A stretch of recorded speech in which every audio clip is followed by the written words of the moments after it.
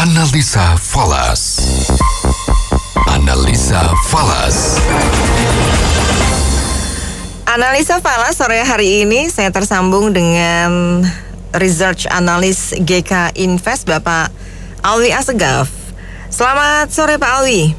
Ya, selamat sore Mbak Nena. Ya, meskipun sebetulnya rupiah masih mampu mempertahankan penguatan melawan dolar, tapi 14.305 ya, tembus 14.300.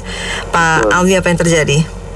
Ya, kita melihat ya penguatan rupiah ya kali ini tidak terlepas dari pelemahan dolar Amerika Serikat sendiri ya pada hari Kamis ya, di mana pasar ya yang kecewa dengan data non-farm payroll yang dirilis lebih rendah dari perkiraan ya.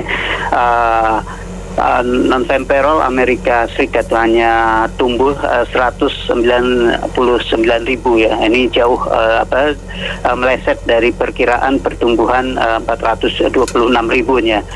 Data yang mengecewakan tersebut sekaligus memicu aksi profit di dolar ya, yang sebelum data tersebut menguat tajam karena pasar berekspektasi bahwa data payroll itu akan bisa melampaui ekspektasi ya, menyusul data sebelumnya ya, yaitu penggajian sektor swasta ADP yang naik yang tumbuh tajam ya, 800.000 di atas perkiraan. Namun ternyata kebalikan ya, data tersebut justru dirilis lebih rendah dari perkiraan. Dan dari dalam negeri sendiri sebetulnya ada sentimen yang ya cukup positif ya. Ini dari data IKK atau Indeks Kepercayaan Konsumen ya, yang kalau dilihat angkanya memang lebih rendah ya dari bulan November, yaitu 118,3 ya, dibanding di November itu yang 118,5. Tapi angka ini lebih baik dari ekspektasi di 110 ya, di mana IKK ini menggunakan angka 100 ya sebagai ambang batas ya, di mana di atas 100 itu mencerminkan optimisme ya terhadap kondisi ekonomi. Namun yang harus diperhatikan juga bahwa penguatan rupiah memang ini agak tersendat ya. Pasalnya adalah meski data payroll dirilis lebih rendah dari ekspektasi, tapi dua data lainnya yang juga merupakan elemen dari data ketenaga kerjaan, yaitu average hourly earning dan unemployment rate ya, tingkat pengangguran, justru dirilis lebih baik dari perkiraan. Dan data tersebut tidak menyurutkan pandangan pasar mengenai ekspektasi kenaikan suku bunga yang lebih cepat dari perkiraan ya. Bahkan pasar saat ini sudah mempricing ya kenaikan suku bunga The Fed terjadi di bulan Maret ya.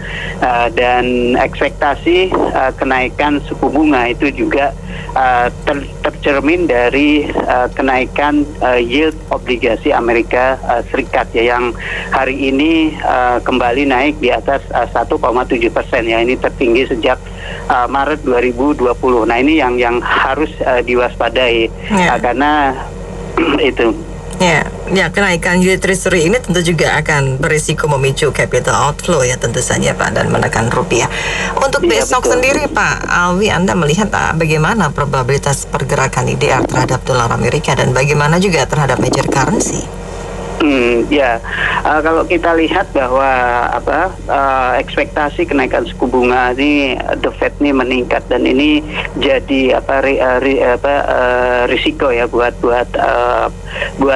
rupiah ya. Pasalnya yield obligasi kalau kita pantau hari ini yang bisa memicu capital outflow tadi sudah kembali bergerak naik ya, dan ini bisa menyebabkan dolar kembali menguat ya, meskipun data non-farm payroll kemarin dirilis lebih rendah, tapi tidak menyurutkan pandangan ekspektasi mengenai suku bunga. Dan kalau kita lihat misalnya kita bandingkan dengan major currency lainnya, khususnya euro ya, karena euro ini merupakan mata uang yang paling banyak bobotnya pada indeks dolar ya, sekitar 60%. Kalau kita lihat dari sisi kebijakan, nih SCB masih nyaman dengan kebijakan akomodatifnya, masih tetap mempertahankan suku bunga pada level terendah. Dan ini juga terlihat dari sikapnya ya dalam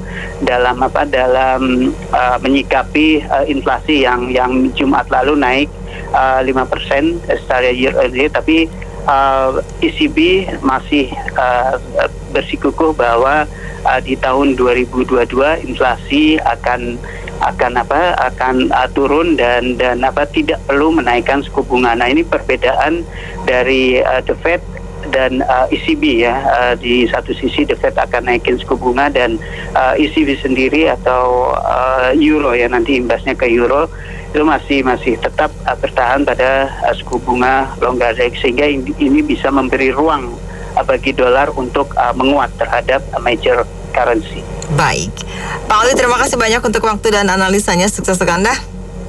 Terima kasih Mbak Nana. Ya, Research Analis GK Invest Bapak Alwi Assegaf untuk analisa falas Nina Amelia.